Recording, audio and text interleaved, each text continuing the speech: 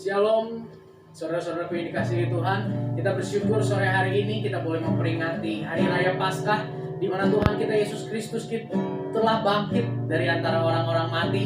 Ini satu kemenangan besar, ini satu hal yang luar biasa. Untuk itu sore hari ini kita mau siapkan hati kita untuk kita memuji Tuhan. Hari ini kita mau bersuka cita di dalam Tuhan karena Dia sudah bangkit mengalahkan maut. Mari sebelum kita masuk dalam ibadah sore hari ini, kita mau berdoa terlebih dulu bersama. Terima kasih Tuhan buat sore hari ini Tuhan, karena kami tahu Engkau Tuhan yang bangkit. Pada sore hari ini kami mau bersuka cita Tuhan, memuji memuliakan Tuhan, karena Tuhan kami adalah Tuhan yang layak untuk kami puji, sembah, tinggikan dan agungkan. Beracara di tengah kami Tuhan, urapi setiap kami, terlebih lagi hamba-Mu yang melayani Tuhan di tempat ini Tuhan. Biar urapan Tuhan yang Roh Kudus bekerja menjamah setiap hati umat yang mendengarkan, yang menonton lewat live Instagram sore hari ini maupun lewat YouTube. Terima kasih Tuhan, terima kasih ya Bapa. Di dalam nama Tuhan Yesus kami berdoa.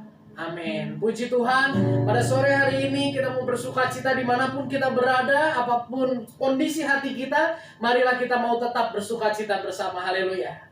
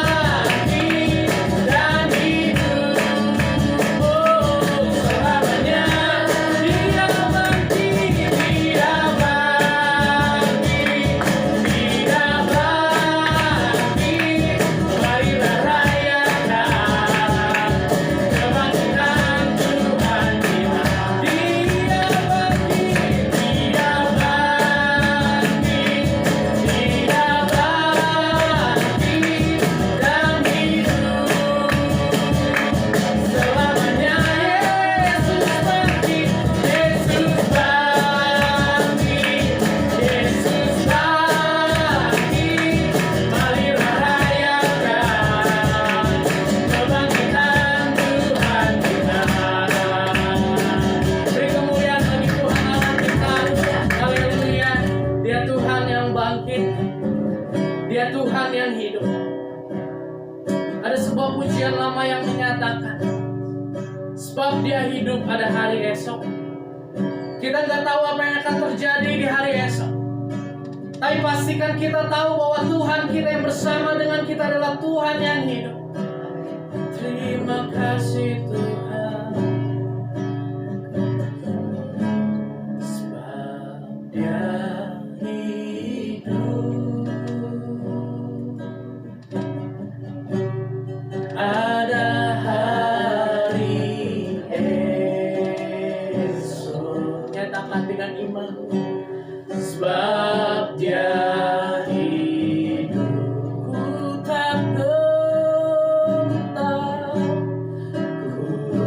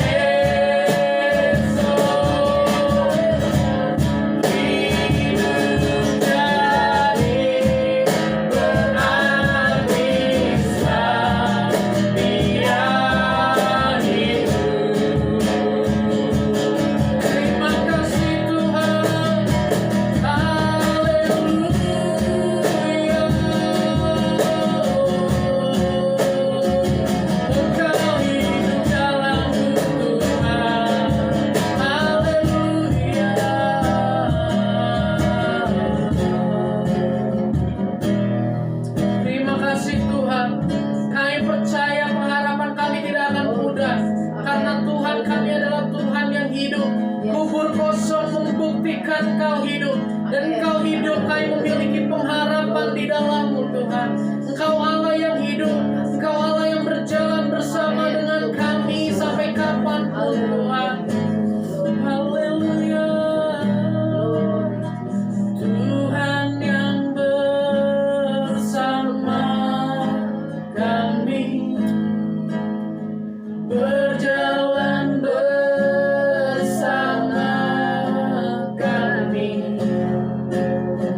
Ku tak takut, ku tak gentar, sebab Allahku bersama kami. Katakan, Tuhan yang bersama kami. Oh, amin Tuhan, Kau berjalan bersama kami. Tangan-Mu Tuhan, tangan-Mu yang pegang hidupku. Ku yakin Kau bersama kami. Tangan-Mu yang pegang hidupku. Ku yakin Kau bersama kami. Sekali lagi, tangan-Mu yang pegang hidupku. Ku yakin Kau bersama kami. Terima kasih Tuhan. Tuhan, kami bukan Tuhan yang mati, tapi Tuhan kami Tuhan yang hidup. Dan pada malam hari ini, sore hari ini, kami siap untuk mendengar firman-Mu. Urapi setiap kami, lembutkan hati kami, terlebih lagi hamba-Mu yang akan menyampaikan firman dengan kekuatan pengurapan hikmat daripada Tuhan. Kuasa Tuhan bekerja melalui firman yang akan kami dengar sore hari ini. Terima kasih Tuhan, terima kasih Bapa. Jamahan Tuhan, lawatan Tuhan terjadi bagi kami. Di dalam nama Tuhan Yesus kami berdoa. Amin.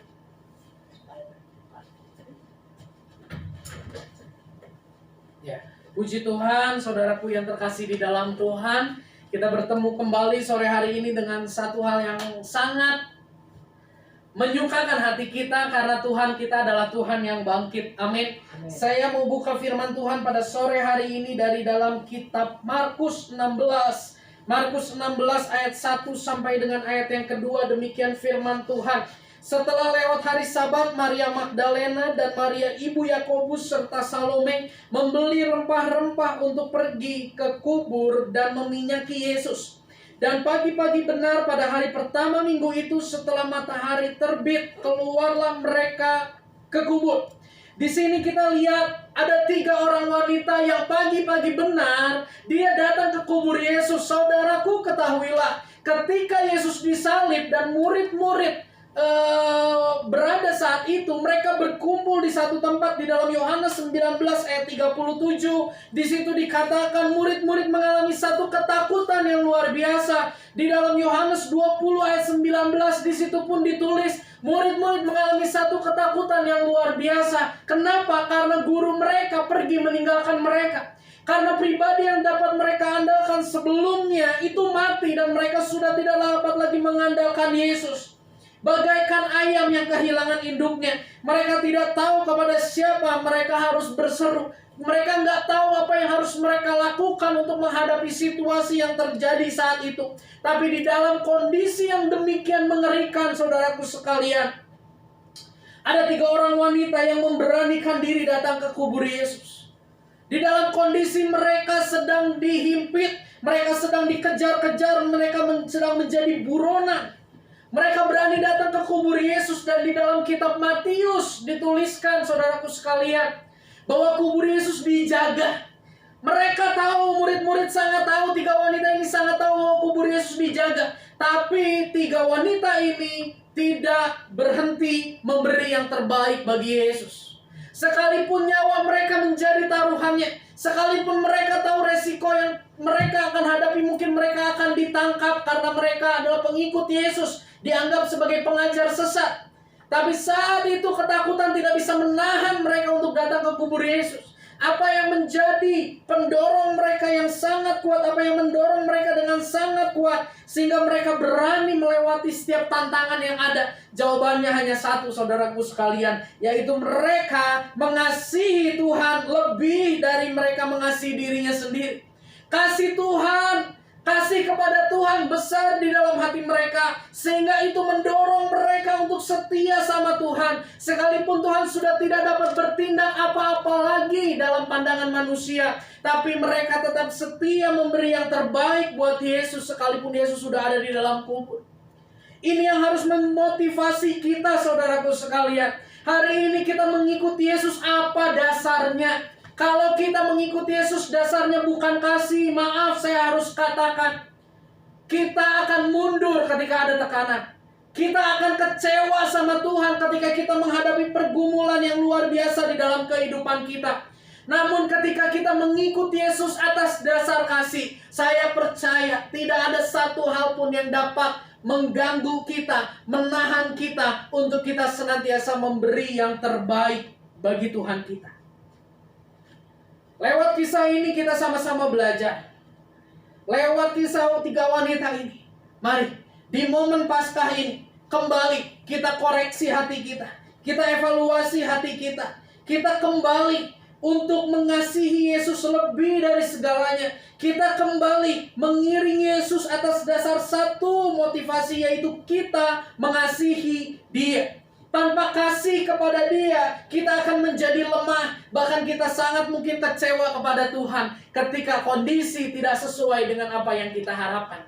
Tapi ketika kasih kepada Tuhan itu melanda hati kita, saya percaya kita akan terus berkobar-kobar buat Tuhan. Amin. Saya percaya setiap kita dimanapun kita berada sore hari ini, kita memiliki kerinduan untuk kita setia sampai akhir hidup kita. Kita memiliki kerinduan untuk terus hidup iring Tuhan sampai akhir hidup kita. Maka itu pastikan kita memiliki kasih kepada Tuhan.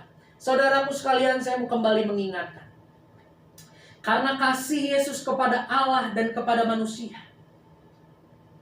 Dia bisa menyelesaikan panggilan Allah dalam hidupnya dan menyelamatkan kita. Hanya dengan kasih kita kepada Tuhan, kita dapat menyelesaikan hidup di dunia ini bersama dengan Dia. Menyelesaikan apa yang menjadi rancangannya di dalam kehidupan kita. Sore hari ini kita akan belajar dari satu tokoh, satu murid Yesus yang saat itu pun ikutan nyumput ya saudaraku ya. Tokoh itu namanya Petrus. Kita tahu kisah tentang Petrus. Kita mau belajar dari Rasul Petrus ini, nasihat dia, bagaimana supaya kita tetap memiliki kasih kepada Tuhan. Bagaimana kita tetap mengiring Yesus atas dasar kasih. Ada 3 hal yang hari ini kita mau bahas sama-sama. Kita buka sama-sama saudaraku di dalam 1 Petrus 1 ayat 3 sampai dengan ayat yang ke-7. 1 Petrus 1, orang boleh tolong bantu. Oke, 1 Petrus 1 ayat yang ke-3 sampai ayat yang ke-7. Terima kasih. 1 Petrus 1 ayat 3 sampai ayat yang ke-7, demikian firman Tuhan.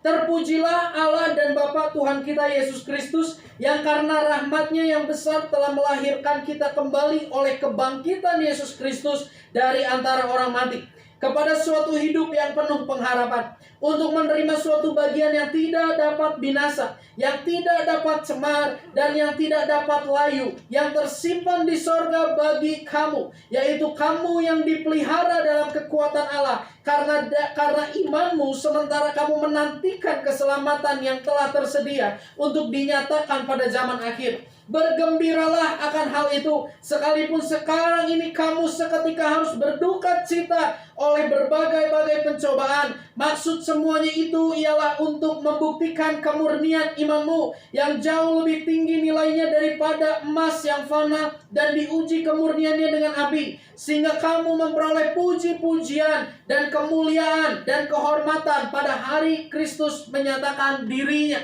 Puji Tuhan, nasihat dari seorang yang pernah menyangkal Yesus namun kembali kepada Yesus. Kita akan lihat beberapa bagian dari ayat ini. Bagaimana supaya kita dalam menjalani hidup ini, supaya kita tetap memiliki kasih kepada Yesus. Bagaimana caranya supaya dalam pengiringan kita punya motivasi yang benar, yaitu mengasihi Yesus. Yang pertama, di dalam ayat yang ketiga dikatakan, terpujilah Allah dan Bapa Tuhan kita Yesus Kristus, yang karena rahmat-Nya yang besar telah melahirkan kita kembali. Ini yang pertama. Kunci kita dapat mengiring Yesus dengan hati yang mengasihi Yesus, yang pertama adalah kita dilahirkan kembali. Kita mengalami kelahiran baru. Bapak Ibu, apa sih artinya lahir baru, saudaraku sekalian? Lahir baru bukan berarti kita masuk kembali kepada kandungan ibu kita, lalu kita keluar kembali dan kita lahir baru, bukan itu. Tapi yang dimaksud lahir baru adalah lahir baru di dalam Yesus Kristus. Firman Tuhan, Paulus katakan, siapa yang ada di dalam Kristus, ia adalah ciptaan baru, yang lama sudah berlalu, sesungguhnya yang baru sudah datang. Kita hanya dapat mengasihi Yesus, mengiring Yesus dengan hati yang mengasihi Dia, jika kita sudah mengalami kelahiran baru di dalam Yesus. Di dalam Roma 10 ayat yang ke-9, firman Tuhan Paulus pun mengatakan, ya, Roma 10 ayat yang ke-9. Biarlah setiap orang dengan mulut mengaku dan dengan hati percaya kepada Yesus, bahwa Yesus itu adalah Tuhan dan Juru Selamat. Kenapa kita perlu lahir baru? Sebelum kita lahir baru, kita tidak bisa mengasihi Yesus lebih daripada kita mengasihi diri kita sendiri. Karena natur manusia adalah dosa, yang artinya manusia terus terfokus kepada keinginannya. Manusia egois, manusia tidak bisa mengasihi Allah lebih dari apapun. Sehingga tidak heran mengiring Allah dengan mengiring Yesus dengan tuntutan-tuntutan, beri aku, beri aku, beri aku. Mengiring Yesus dengan motivasi dicukupkan, bukan mengiring Yesus karena mengasihi Yesus. Motivasi mengiring Yesus karena ingin dicukupkan itu akan sangat mudah goyah, saudaraku. Tapi motivasi mengiring Yesus dengan atas dasar mengasihi Yesus, itu motivasi yang sangat luar biasa kuat. Ya, bagaimana supaya kita memiliki kasih itu? Yang pertama, kita harus lahir baru. Menjadi perenungan pertanyaannya buat kita semua yang ada di tempat ini dan saudara-saudaraku sekalian yang menyaksikan live Instagram dan YouTube. Sudahkah kita sungguh-sungguh mengalami lahir baru di dalam Yesus Kristus? Lahir baru di dalam Kristus Yesus dimulai dengan dari dalam hati kita dan dari mulut kita. Kita mengaku Yesus sebagai Tuhan dan Juru Selamat. Ya, sudahkah kita pernah mengaku, kita pernah berdoa mengaku bahwa Yesus Kristus adalah Tuhan dan Juru Selamat di dalam hidupku? Kalau kita belum pernah melakukan itu, saya mau katakan, kita harus melakukan itu dulu. Kita harus mengeluarkan statement dari mulut kita dan hati kita, bahwa kita mau menjadikan Yesus Kristus sebagai Tuhan dan Juru Selamat satu-satunya di dalam kehidupan kita. Saya tergerak bagi setiap saudaraku di luar sana yang mungkin belum pernah berdoa menerima Yesus sebagai Tuhan dan Juru Selamat. Sore hari ini, arahkan hatimu kepada Yesus. Karena tanpa lahir baru, engkau tidak bisa mengasihi Dia. Saya ajak saudaraku sekalian untuk mengarahkan hati kita. Dan dalam sejenak, kita mau berdoa dan saya akan pimpin doa itu. Saudaraku boleh ikuti dimanapun saudaraku berada. Tuhan Yesus, sore hari ini, aku tahu bahwa Yesus telah bangkit. Aku tahu bahwa Yesus telah menang atas dosa. Dan sore hari ini, dengan hatiku, percaya kepadamu, dan dengan mulut, aku mau mengaku, Yesus Kristus adalah Tuhan dan Juru Selamat satu-satunya di dalam hidupku. Bertahtalah di dalam hidupku. Di dalam nama Yesus, aku terima Yesus sebagai Tuhan dan Juru Selamat yang berkuasa di dalam hidupku. Amin. Puji Tuhan. Kalau saudaraku sudah pernah melakukan doa itu dan mungkin saudaraku hari ini mengikuti doa itu, saya mau katakan, itu merupakan satu keputusan iman yang sangat luar biasa. Dan lahir baru itu harus ditindaklanjuti, Bapak Ibu Saudaraku sekalian. Setelah Bapak Ibu melakukan doa demikian, doa pengakuan, iman kepada Yesus Kristus, itu harus ditindaklanjuti dengan apa? Dengan memberi diri diisi oleh keintiman dengan Dia. Setelah di masa lalu kita mengisi hati kita dengan segala hal yang menyenangkan hati kita, dengan segala hal yang membuat kita tidak berkenan di hadapan Tuhan yang kita tahu itu salah.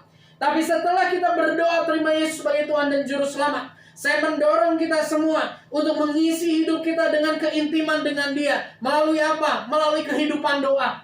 Doa ibarat kita komunikasi sama Tuhan. Dulu kita sering komunikasi sama teman-teman kita, sama lingkungan yang membawa kita melakukan hal-hal yang gak berkenan di hadapan Tuhan. Dulu kita sering komunikasi sama orang-orang yang menjerumuskan kita. Tapi hari ini setelah Bapak Ibu berdoa, saudaraku berdoa tadi, saya mendorong bangun komunikasi kita dengan Tuhan. Lebih banyak lagi bicara dengan Tuhan di dalam doa. Yang kedua, kita bisa melakukan keintiman dengan mengisi diri kita dengan firman Tuhan. Di dalam firman Tuhan ini terdapat isi hati Tuhan yang membuat kita semakin mengenal Tuhan. Mari Bapak Ibu, kalau di hari-hari yang lalu kita lebih banyak membaca berita, lebih banyak membaca hal-hal yang lain di luar sana. Mulai saat ini, Bapak Ibu mau hidup baru di dalam Tuhan? Kalau Bapak Ibu mau hidup baru di dalam Tuhan, isi hidup Bapak Ibu dengan kebenaran firman Tuhan. Lalu lakukan penyembahan. Bernyanyi, menyembah Tuhan, mengagungkan Tuhan. Kalau dulu Bapak Ibu lebih sering mengagungkan manusia, lebih sering memuji-muji orang yang berbuat baik sama Bapak Ibu, ketahuilah, orang yang berbuat baik sebaik-baiknya mereka jauh lebih baik Tuhan sama buat Bapak Ibu. Amin. Ya, dia jauh lebih baik. Dia lebih layak untuk dipuji, disembah lebih dari siapapun. Hari ini mulai lebih banyak lagi memuji Tuhan, mengagungkan Tuhan. Bagaimana kita mengisi keintiman hidup kita dengan keintiman supaya kita boleh mengalami hidup baru? Milikilah komunitas. Orang-orang yang mendukung kita untuk kita bertumbuh dalam iman. Saya sangat mendorong saudaraku sekalian. Kalau saudaraku sekalian sudah lama mengikuti Yesus, tapi saudaraku masih merasa aku kurang mengasihi Tuhan, saya dorong Bapak Ibu Saudara sekalian untuk masuk ke dalam komunitas. Masuk bergabung kepada komunitas yang bisa mendorong Bapak Ibu semakin dekat melekat pada Tuhan. Saya secara pribadi boleh Bapak Ibu kalau ingin sharing, ingin bercerita, ingin membangun komunitas, boleh DM ke saya. Ya, nanti kita akan ngobrol-ngobrol. Tapi kalau Bapak Ibu sudah punya komunitas, mari mendekat kepada komunitas di mana Bapak Ibu sudah tertanam. Ya, masuk ke dalam komsel, masuk ke dalam komunitas yang saling membangun, saling menguatkan. Lahir baru itu kita ibaratnya kita menjadi seperti bayi kembali, bayi rohani. Namanya bayi rohani itu perlu komunitas, perlu orang yang mendukung, perlu kakak rohani, perlu orang tua rohani yang mendukung. Ya, untuk kita memiliki pertumbuhan yang sehat. Yang pertama Bapak Ibu kita belajar, kita rindu untuk lebih lagi mengasihi Tuhan dalam menjalani hari-hari. Kita rindu mengikuti Yesus karena kita mengasihi Yesus. Kunci yang pertama, kita harus lahir baru. Yang kedua, kita lihat di dalam ayat yang ketiga, kita lanjutkan. Ya, terpujilah Allah Bapa Tuhan kita Yesus Kristus yang karena rahmat-Nya yang besar telah melahirkan kita kembali oleh kebangkitan Yesus Kristus dari antara orang mati kepada suatu kehidupan yang penuh pengharapan. Bapak Ibu setelah lahir baru, Bapak Ibu harus tahu bahwa hidup di dalam Yesus, hidup baru itu adalah hidup yang penuh dengan pengharapan. Ya, katakan pengharapan. Nah, hidup baru di dalam Yesus adalah hidup yang penuh dengan pengharapan. Kita harus tahu itu. Kenapa kita harus tahu itu? Karena kita memiliki masalah. Manusia memiliki satu masalah, apa itu? Dia tidak tahu apa yang akan terjadi di depan. Dia hanya bisa merancangkan sesuatu yang baik, tapi apa yang akan terjadi realitanya mereka nggak tahu. Seringkali manusia melihat ke depan sangat gelap, sangat tidak tahu apa yang harus dilakukan, dikerjakan. Tapi hari ini kita belajar sama-sama. Di dalam Yesus, Bapak Ibu harus tahu bahwa di dalam Yesus ada pengharapan. Pengharapan itu bukan berbicara saat ini, tapi pengharapan itu berbicara yang akan datang. Ya, ketakutan, salah satu ketakutan kita adalah takut menghadapi masa depan. Takut apa yang di depan tidak seperti apa yang kita harapkan. Bapak Ibu, saya katakan, di dalam Yesus ada pengharapan. Amsal 23 ayat yang ke-18 mengatakan, karena masa depan sungguh ada dan harapanmu tidak akan hilang. Amin. Ya, Bapak Ibu harus tahu, saudaraku harus tahu. Di dalam Yesus ada pengharapan. Pengharapan dalam Yesus bukan sekedar berbicara pengharapan menerima yang baik di dunia ini, tetapi juga pengharapan menerima apa yang baik setelah kita meninggalkan dunia ini, yaitu keselamatan kekal. Bapak Ibu, saya mau kasih tahu, pengharapan yang Tuhan kasih itu bukan hanya pengharapan yang menjanjikan apa yang baik di depan selama kita hidup di dunia, tapi Tuhan kasih kita pengharapan yang jauh lebih besar, yaitu pengharapan di dalam kekekalan setelah kita meninggalkan dunia ini. Kita lihat di dalam ayat yang keempat, bicara tentang pengharapan, Petrus katakan demikian. Untuk menerima suatu bagian yang tidak dapat binasa, yang tidak dapat cemar, dan yang tidak dapat layu, yang tersimpan di sorga bagi kamu. Pengharapan yang Tuhan Yesus kasih buat kita bukan hanya pengharapan yang berbicara tentang kebaikan selama kita hidup di dunia, tapi pengharapan yang tidak dapat layu, pengharapan yang tidak dapat cemar, pengharapan yang tidak dapat turun nilainya, yang tersimpan di sorga bagi kamu. Keselamatan kekal. Bapak Ibu, Tuhan kita adalah Tuhan yang sangat mengasihi kita. Di mata Dia, masalah terbesar manusia bukan ketika manusia kekurangan makan. Masalah terbesar manusia bukan masalah perekonomian di mata Allah kita. Di mata Allah kita yang sangat mengasihi kita, masalah terbesar adalah dosa. Masalah terbesar adalah penghukuman dari dosa itu. Itu adalah masalah yang terbesar. Dan Yesus, hari ini kita belajar sama-sama. Pengharapan di dalam Yesus merupakan pengharapan yang membawa kita menikmati kehidupan kekal di sorga mulia. Bukan pengharapan yang ecek-ecek. Di ayat yang ke-10, 1 Petrus 1 ayat yang ke-10, firman Tuhan berbunyi demikian. Keselamatan itulah yang diselidiki dan diteliti oleh nabi-nabi yang telah bernubuat tentang kasih karunia yang diuntukkan bagi kamu. Wow, Bapak Ibu, keselamatan yang Tuhan kasih buat kita hari ini, pengharapan yang Tuhan kasih buat kita hari ini, pengharapan yang terjadi di sorga mulia sana, ternyata di zaman dulu itu adalah sesuatu yang diselidiki, sesuatu yang diteliti. Dan hari ini kita memperoleh itu. Di zaman perjanjian lama, orang-orang berdoa, orang-orang belajar mencari keselamatan itu seperti apa. Tapi hari ini kita tahu, keselamatan itu ada di dalam Yesus. Ya. Masalah terbesar manusia adalah kematian kekal. Dan kematian Yesus, kebangkitan Yesus, itu memberikan pengharapan. Barang siapa percaya kepada Dia yang telah menang atas maut, akan dibangkitkan dalam keselamatan kekal. Kita harus tahu bahwa di dalam Yesus ada pengharapan. Pengharapan bukan saat ini, tapi pengharapan yang akan datang. Saya punya kakek dulu, usia 70 tahun, matanya mulai nggak lihat. Matanya mulai nggak lihat, tapi dia setia melayani Tuhan. Ya, salah satu pujian yang beberapa kali saya dengar adalah belakang langit biru. Ya, mungkin saudara-saudaraku yang di live Instagram atau yang di YouTube, mungkin lagu apa itu ya? Lagunya gini. Belakang langit biru, sana mahkotaku.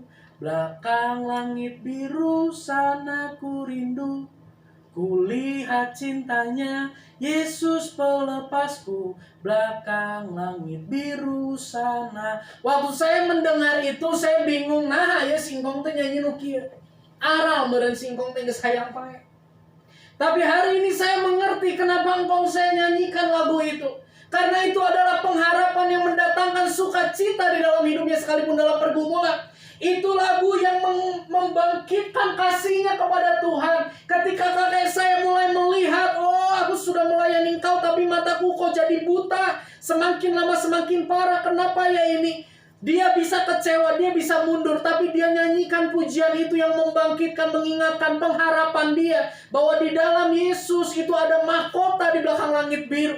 Mari saudaraku sekalian, ikut Tuhan dengan satu pemahaman, aku punya pengharapan di sana di dalam Yesus. Amin. Saya percaya ketika pengharapan itu terus ada di dalam kehidupan kita, saya percaya kasih kita kepada Tuhan akan terus menyala. Ya, Allah yang penuh kasih tidak hanya mengetahui masalah terbesar manusia, tetapi Dia bertindak untuk menjadi jalan penyelesaian masalah terbesar kita. Dia bukan cuma tahu masalah terbesar kita, tapi Dia memberi dirinya untuk menjadi jalan bagi kita menyelesaikan permasalahan yang terbesar. Yang pertama, supaya kita tetap memiliki kasih dalam mengiringi Tuhan, pastikan kita hidup baru. Kita memiliki kedisiplinan rohani dalam doa, firman, penyembahan, dan komunitas. Yang kedua, kita belajar supaya kita tetap memiliki kasih kepada Tuhan. Percayalah dan ketahuilah, jangan pernah sampai kita lupa bahwa ada pengharapan di belakang langit biru sana, bahwa ada mahkota yang Tuhan sediakan bagi kita di balik semuanya. Paulus pernah mengatakan bahwa perjuangan kita hari ini, bahwa penderitaan kita hari ini, itu tidak sebanding dengan mahkota yang akan Tuhan berikan bagi kita. Percayalah Bapak Ibu, pengharapan kita bukan pengharapan yang kosong. Milikilah pengharapan. Dan yang terakhir, bagaimana supaya kita tetap memiliki kasih kepada Tuhan dalam menjalani hidup ini? Ayat yang kelima, yaitu kamu yang dipelihara dalam kekuatan Allah, karena imanmu sementara kamu menantikan keselamatan yang telah tersedia untuk dinyatakan pada zaman akhir. Sangat menarik di ayat ini dikatakan, yaitu kamu yang dipelihara dalam kekuatan Allah. Saudaraku, kita harus tahu bahwa hidup kita hari ini dipelihara sama Tuhan. Kita nggak cukup tahu bahwa di balik langit biru itu ada keselamatan kekal. Kita nggak cukup tahu bahwa kita memiliki pengharapan di sana. Tapi kita harus tahu juga mulai hari ini bahwa hidup kita dipelihara oleh Yesus sampai kapan? Sampai kita menerima penggenapan janji keselamatan kekal. Dia tidak hanya memberi pengharapan untuk masa depan kita, namun dengan kekuatannya Dia juga memelihara kita di saat ini sampai kita menerima pengharapan, penggenapan pengharapan itu. Ketahuilah saudaraku, Allah yang kita sembah bukan Allah masa lalu. Allah yang kita sembah bukan juga sekedar Allah masa depan, tapi Allah yang kita sembah juga adalah Allah hari ini. Di masa lalu, yes, Dia Allah masa lalu.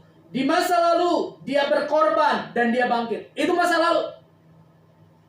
Di masa depan Dia menjanjikan pengharapan. Di masa ini Dia memelihara saya dan saudara supaya kita bisa tetap berjalan sampai kita menerima pengharapan di dalam Yesus. Wow, ini luar biasanya Allah kita. Dia memelihara kita, saudaraku. Dia menjaga jalan kita. Bahkan Roma katakan, Paulus katakan, di dalam kita ada Roh Kudus yang berdoa buat kita.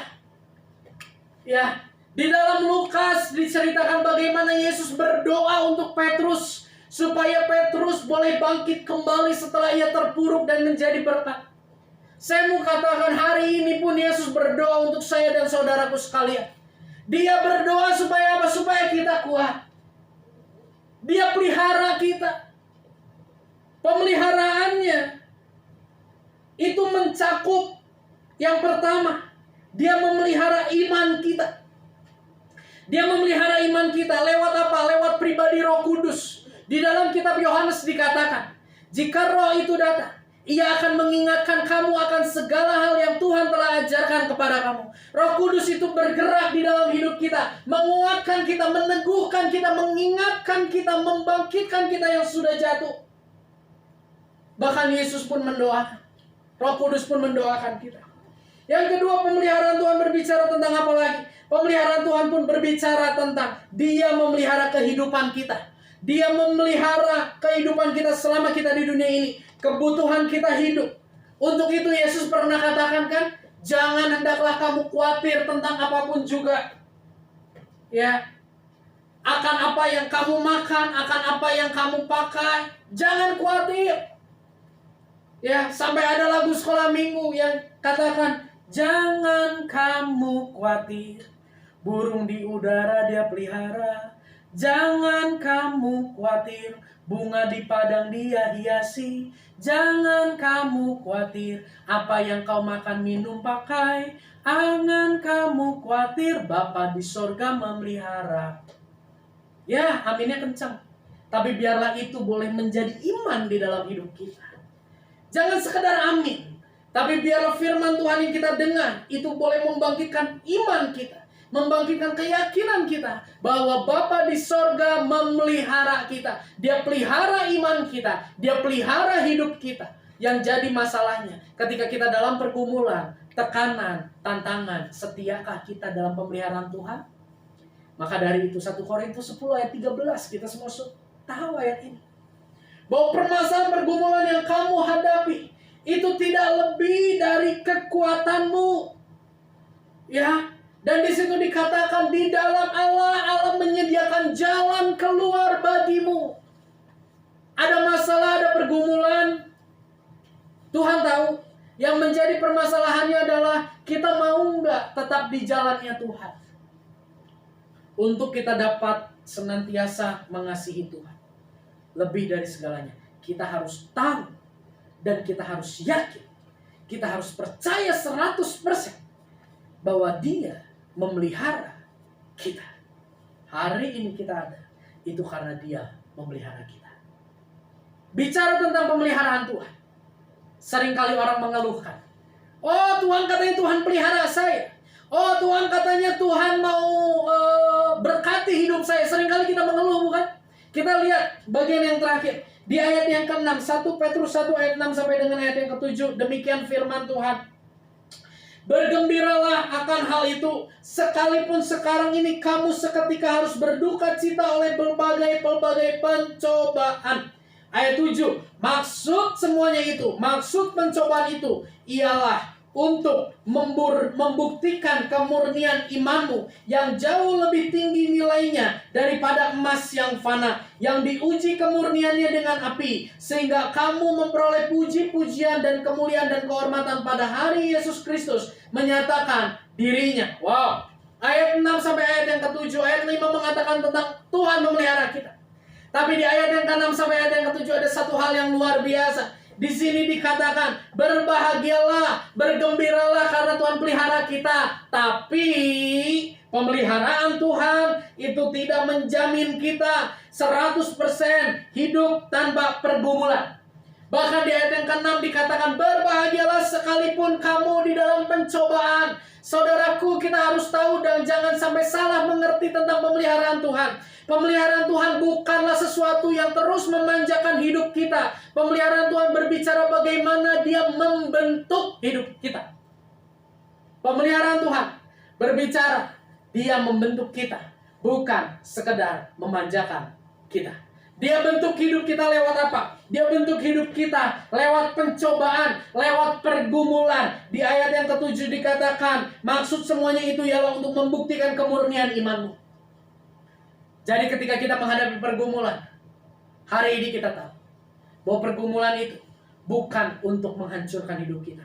Tapi pergumulan yang ada itu untuk membuat hidup kita, memurnikan iman kita kepada Dia. Ketika kita pegang 3 hal itu, kita lahir baru, kita tahu dan jangan sampai lupa bahwa ada pengharapan di dalam Dia. Dan kita tahu, jangan sampai lupa bahwa di dalam Yesus kita dipelihara.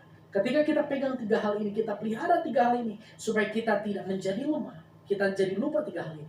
Saya percaya kita akan mengiring Yesus karena mengasihi Yesus. Jadikan momen Paskah ini sebagai momen di mana kita membangun kembali kasih yang mula-mula kepada Tuhan. Ya. Jadikan momen ini sebagai satu titik di mana kita menjalani hari-hari ke depan dengan lebih mengasihi Tuhan. Saya percaya ketika kita menjalani hari-hari dengan mengasihi Tuhan, saya percaya kita akan dibawa semakin mengerti kehendak Tuhan di dalam kehidupan kita. Ya, puji Tuhan. Hari ini kita belajar sama-sama bagaimana 3 orang yang sangat mengasihi Tuhan, punya kekuatan, terus memberi yang terbaik untuk Tuhan, sekalipun dalam pergumulan. Dan kita tutup firman Tuhan hari ini dengan 3 hal. Bagaimana kita bisa terus mengasihi Tuhan? Lahir baru. Kita harus tahu pengharapan tentang kekekalan itu ada bagi kita di masa depan kita. Dan yang terakhir, kita harus tahu bahwa hari ini kita ada itu karena Tuhan memelihara kehidupan setiap kita. Kita tundukkan kepala kita berdoa. Tuhan, kami bersyukur buat sore hari ini. Kami berterima kasih Tuhan, karena Tuhan yang begitu ajaib di dalam kehidupan kami. Tuhan yang sudah mati di kayu salib, dan Tuhan yang sudah bangkit menyelamatkan setiap kami. Hari ini kami belajar Tuhan, untuk kami boleh memiliki hati yang mengasihi Engkau selama hidup kami. Ampuni kami Tuhan, kalau seringkali dalam mengiring Engkau, kami penuh dengan tuntutan. Tapi malam hari ini, sore hari ini, hamba berdoa di dalam nama Yesus, jamah Tuhan, supaya kami memiliki hati yang mengasihi Tuhan, bukan hati yang menuntut kepada Tuhan. Terima kasih Tuhan, terima kasih Bapa. Haleluya Yesus, haleluya.